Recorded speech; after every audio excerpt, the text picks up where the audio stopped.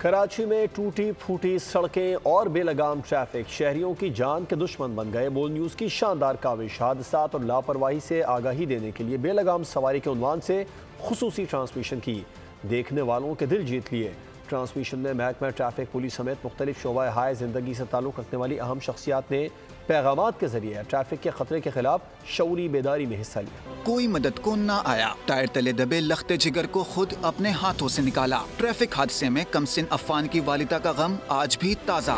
इतनी स्पीड में ट्रक आया, पहले उसने मेरे जेठ की जो बाइक है उस पर हिट मारी। मैं उनकी तरफ बढ़ती हूँ तो मेरी चीखें निकलती है कि ये बाइक पे मेरा बच्चा था। हम रोड पे बच्चा ढूंढते, बच्चा ट्रक के नीचे था। उसको ट्रक के नीचे से निकालने की कोशिश की है, कोई मदद नहीं कर रहा था। मैं ऐसे आदमियों से कह रही थी, भाई मेरा बच्चा बचा लो, भाई ट्रक के नीचे से निकाल लो। कोई नहीं सुन रहा था, सब वीडियो बना रहे थे।